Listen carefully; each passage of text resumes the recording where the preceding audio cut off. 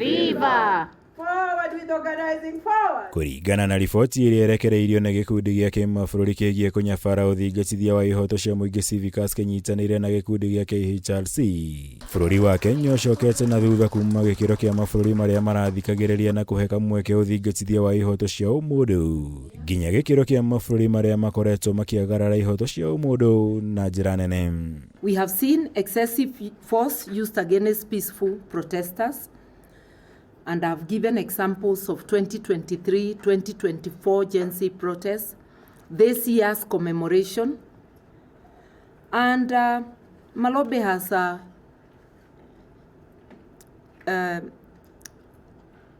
flagged out the rising phenomena of goonism, where state employs not just security agencies, but goons to curtail civic space. Ciĩko cia thirikari harĩ kũng'ethanĩra na arũrũngani hĩndĩ ya mĩrũrũngano ĩrĩa yagũmĩire bũrũri mweri-inĩ wa gatandatũ mwaka mũhĩtũku nĩcio igwetetwo ta gĩtũmi gĩa gũcoka na thutha gũkũ. Kuona thirikari yahũthĩrire njĩra itiganĩte itarĩ cia kĩwatho na iria ciacũngĩrĩirie ikuũ na nguraro njũru kũrĩ Akenya.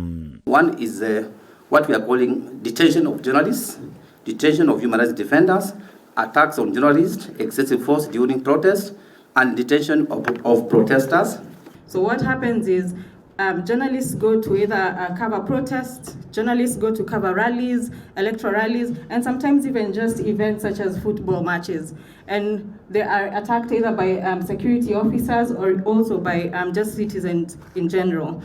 And I remember saying December of last year that one Dr. William Ruto is in a hurry to graduate as a dictator. We have seen our country moving from obstructed to repressed. Comrades, if we allow the graduation to close, we are done. It is our civic responsibility to completely thwart any intended graduation. Ciĩko cia gũikio ngono kana kũnyitwo mĩgwate kwa arĩkia mohoro, ahũranĩri ihoto cia mũingĩ, kũhũthĩra hinya mũkĩrũku hĩndĩ ya mĩrũrũngano ũndũ ũmwe na kũhingũrĩrwo thitango cia itoi kũrĩ arĩa manyitaga itemi mĩrũrũngano-inĩ. Nĩ ingĩ cia itũmi iria igwetetwo ta gũkorwo ihakĩte ndoro rĩtwa rĩa bũrũri wa Kenya harĩ wagarari wa ihoto cia mũingĩ. Who are the key perpetrators? Of course, it is the presidency, assisted by the police, Kenya Revenue Authority, Communication Authority of Kenya, among others. Those are the most notorious institutions, but you'll find 80% of these atrocities have been committed by police.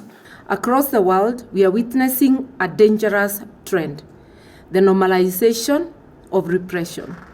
What used to provoke outrage now barely elicits comments.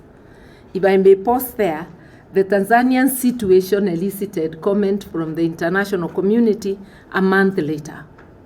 For mass murder, mass massacre, and many other atrocities like the hiding of the bodies. Mũtongoria wa kĩama gĩa PLP Martha Karua akĩũria Akenya kwaga kũguoyohio nĩ mĩtugo ĩno ya thirikari kwagarara ihoto ciao. Na handũ-inĩ ha ũguo meyumĩrie na kũhũranĩra ihoto ciao kuona thirikari ĩngĩaga kũmũrĩkwo ĩngĩthiĩ na mbere kũmahinyĩrĩria. Journalists face surveillance, physical attacks, and criminalization for doing their jobs. Protesters are treated as threats rather than participants in democracy. Ngĩribotera Kameme TV, gĩtagwo Mũra wa Gunya.